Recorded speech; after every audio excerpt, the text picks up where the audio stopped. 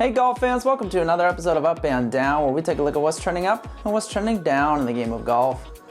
Trending up, the Players' Championship. Brackets just came out this week, but the madness got started early at TPC Sawgrass. We saw everything from Rory McIlroy fighting to break 80, to Brendan Todd hitting the shank to end all shanks on the famed 17th hole. And then of course there was Bryson DeChambeau topping his tee shot into the water on the 4th hole en route to something of an impressive double bogey. At the end of the day, a torrid back nine from Justin Thomas propelled him to victory, his first win at the Players' Championship, and it turned out to be something of a symbolic victory. JT has been through his own trials and tribulations over the past few months, and of course the Players' Championship marks the 1-year anniversary of the tour shutting down at the beginning of the pandemic. There was something familiar, maybe even nostalgic, about watching Thomas notch his 14th career victory in white-knuckle fashion in front of a rowdy crowd.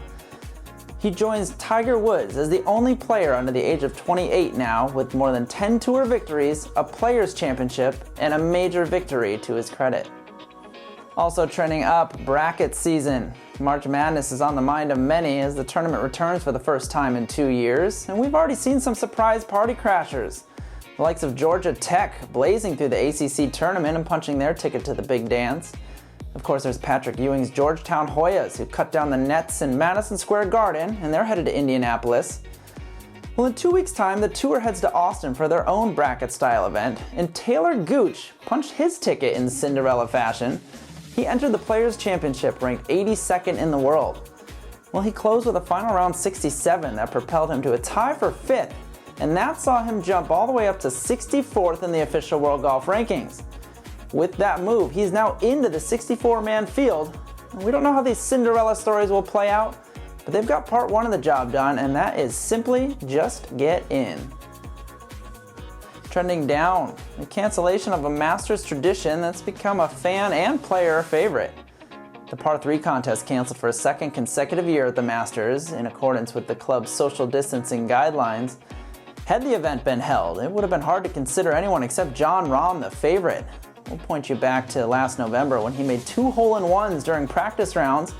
The first coming at the par 3 4th hole, the second coming in impressive fashion at the par 3 16th, where he skipped his ball across the pond and into the hole. Silver lining for Rahm, he'll avoid the curse of the par 3 contest. No player that has won that event has ever gone on to win the green jacket. We wrap things up this week with one more item that somewhat slipped by the headlines, and that's Tiger Woods' return to the golf video game space. A partnership announced this week between Tiger and the 2K Sports franchise. Of course, Woods had previously partnered with EA Sports for 15 years.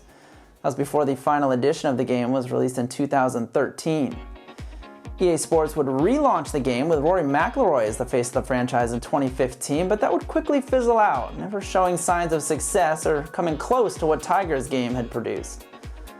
If things go well between Tiger and 2K Sports, we could all be slamming the X button for more spin and shooting 57s just like the good old days.